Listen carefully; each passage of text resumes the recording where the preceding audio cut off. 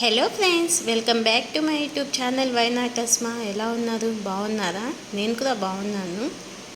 Videos పెట్టడం అనేది కొంచెం గ్యాప్ వచ్చింది కాబట్టి వ్యూస్ కూడా చాలా తక్కువగానే వస్తున్నాయి. ఇట్స్ ఓకే, బట్ ముందు ముందు వస్తాయని నాకైతే నమ్మకం ఉంది.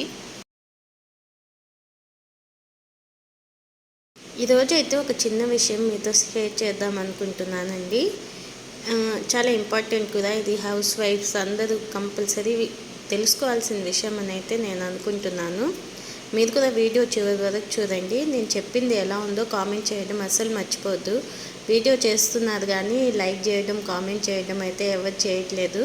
నచ్చితే లైక్ చేయండి అండ్ ఏమైనా సజెషన్ ఉంటే కామెంట్ చేయండి. యాక్చువల్లీ ఈ వీక్ మొత్తం మేమైతే నాన్ వెజ్ తినం. ఎందుకంటే మొహరం నెల అనేది స్టార్ట్ అయ్యింది. ఇది మా అత్తయ్య వాళ్ళ ఇంట్లో ఆచారం. సో నేను పెద్దవాళ్ళు ఏది చేసేదైనా ఆల్మోస్ట్ ఫాలో అవ్వడానికే ట్రై చేస్తాను. ఎందుకంటే నేను స్ట్రాంగ్గా నమ్ముతా పెద్దవాళ్ళు ఫాలో అయ్యే దాంట్లో ఏదో ఒక రీజన్ ఖచ్చితంగా ఉంటుందని చెప్పి. సో పొద్దున్న లేచినప్పటి నుంచి నైట్ నిద్రపోయే వరకు మనం ఏదో ఒక పని అయితే చేస్తూనే ఉంటామన్నమాట. ఈ మధ్య వాయిస్ క్లారిటీ అనేది సరిగ్గా లేదు వీడియోస్కి, అందుకే మైక్ అయితే తీసుకుంటున్నా. ఏం మైక్ తీసుకున్నా అనేది నెక్స్ట్ వీడియోస్లో చెప్తాను. అన్నట్టు ఒక విషయం అడగడం మర్చిపోయాను. ఎవరైతే నా ఛానల్ని ఇప్పటి వరకు సబ్స్క్రైబ్ చేసుకున్నారో వాళ్ళందరికీ థ్యాంక్ యూ సో మచ్ అండి. అండ్ ఎవరైతే కొత్తగా ఈ వీడియోని అయితే వాచ్ చేస్తున్నారో మీరు ఒకసారి నా వీడియోస్ అన్నీ చూడండి, నచ్చితేనే సబ్స్క్రైబ్ చేసుకోండి.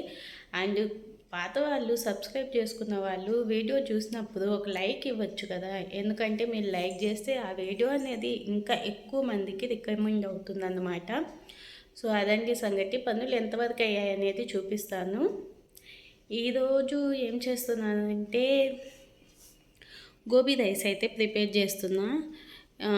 యాక్చువల్లీ ఈ 10 days వెజ్ మాత్రమే తింటాము, నాన్ వెజ్ అస్సలు తినం. ఈవెన్ ఎగ్ కూడా తినమన్నమాట.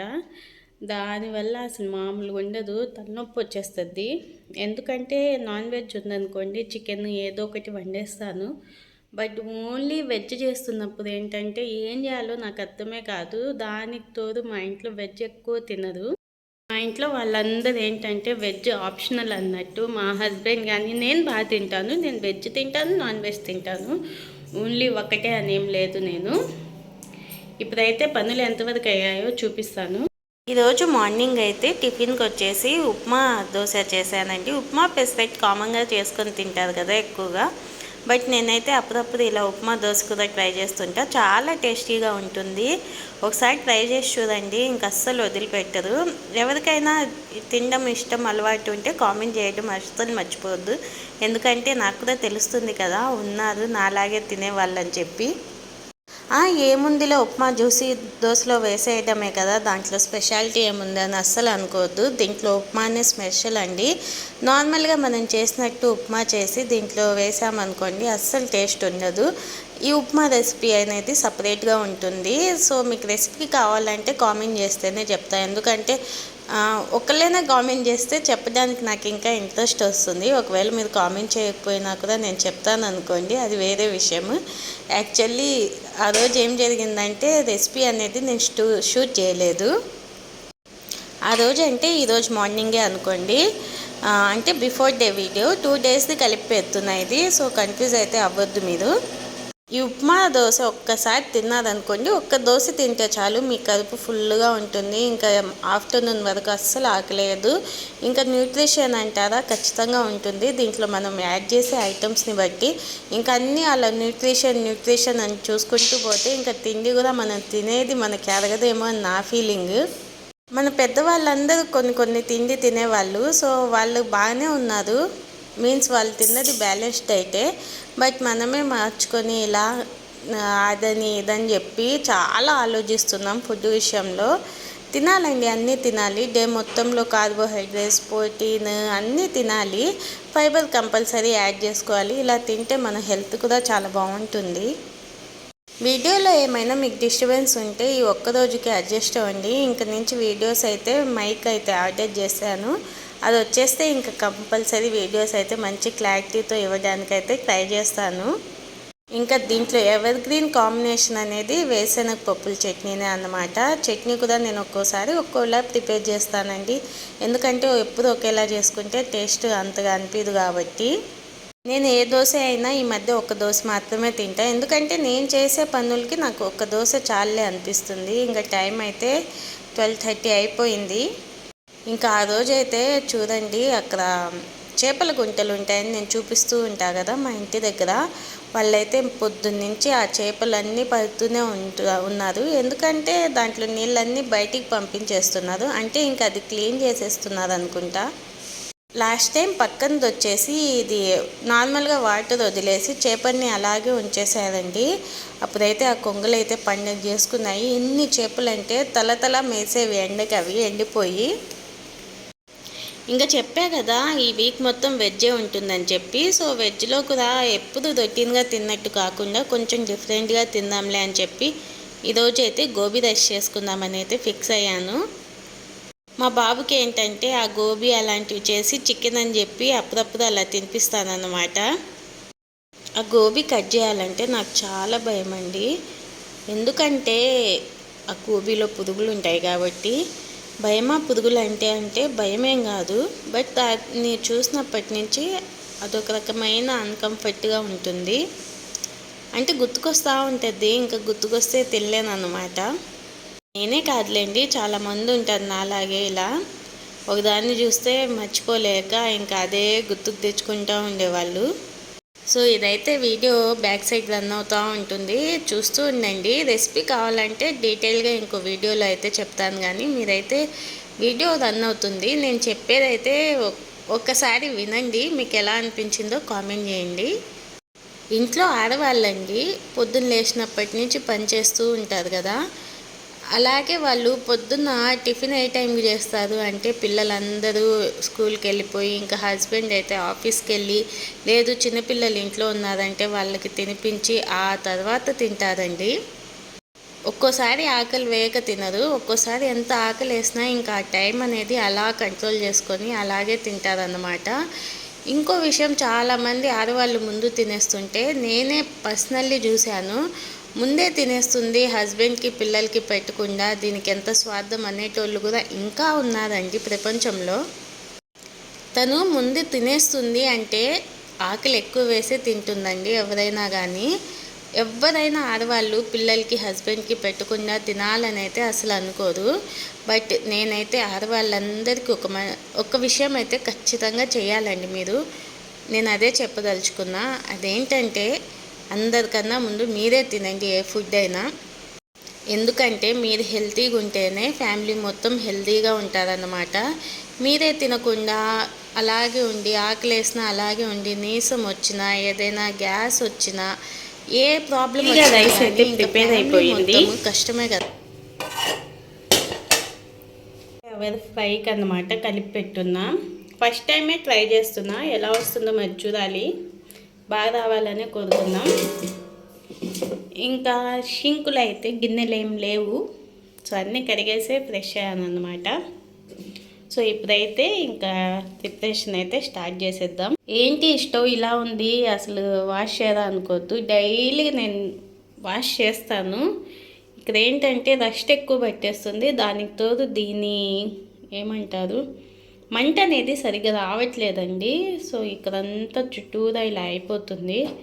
మేబీ బన్నల్ ప్రాబ్లం అనుకుంటా. సో బన్నలు అయితే మార్చేయాలి. ఫ్రైకి అయితే వేసేస్తున్నాను.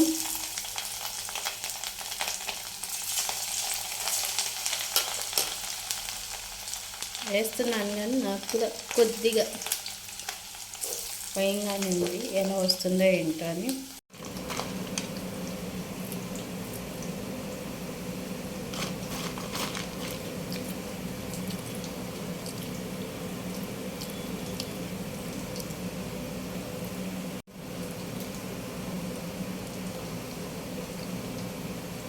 సో ఆడవాళ్ళు తిని హెల్తీగా ఉంటేనే ఫ్యామిలీ మొత్తం హెల్తీగా ఉంటుందన్నమాట. మీరు ఇంక నుంచి ఒకటే ఆలోచించండి, వాళ్ళకి పెట్టకుండా నేను తింటే మహాపాపం అన్నట్టు ఫీల్ అయ్యి అయ్యో అన్నట్టు ఫీల్ అయ్యి తినడం మానేస్తారు. మీరు తినకపోవడమే మీరు చేసే బిగ్ మిస్టేక్ అండి. అంటే ఒకవేళ ఆకలి వేయట్లేదు, సమ్ డైట్ ఏమైనా ఫాలో అవుతున్నామంటే అది ఓకే, కానీ కొంతమంది ఉంటారు మెడిసిన్స్ వేసుకోవాలి, హెల్త్ బాగోదు, టైంకి తినేయాలి, తట్టుకోలేరు. సో మీలాంటి వాళ్ళందరూ నిక్షేపంగా నిరభ్యంతరంగా నాకు వచ్చిన తెలుగులో అయితే చెప్తున్నాను, తినండి. అండ్ చూసిన వాళ్ళు కూడా ఒకటి గుర్తుపెట్టుకోండి, వాళ్ళు తిని మంచిగా ఉంటేనే ఇంట్లో ఫ్యామిలీ మొత్తం మంచిగా ఉంటుందన్నమాట. సో మీరు ఇంకా జడ్జ్ చేయడం మానేసి అప్పట్లో ఇలా ఉన్నారు ఇప్పట్లో ఇలా ఉన్నారు అనే మాటలు మానేయండి. ఎందుకంటే అప్పటి ఫుడ్ వేరు, ఇప్పటి ఫుడ్ వేరు. సో అందువల్ల ఇప్పుడు ఇప్పట్లాగుంటేనే జరుగుతుంది, నడుస్తుంది కూడా. అండ్ ఇంకో విషయం, మీరు తింటేనే కదా అది ఎలా ఉంది ఏంటి అని తెలిసి ఫ్యామిలీకి ఇంకా టేస్టీగా దాన్ని మీరు ప్రిపేర్ చేయగలరు. అంటే ఉప్పు కారాల గురించి మాట్లాడట్లేదండి. సో అలాగైనా మీరు తింటారని చెప్తున్నా ఈ విషయం అయితే.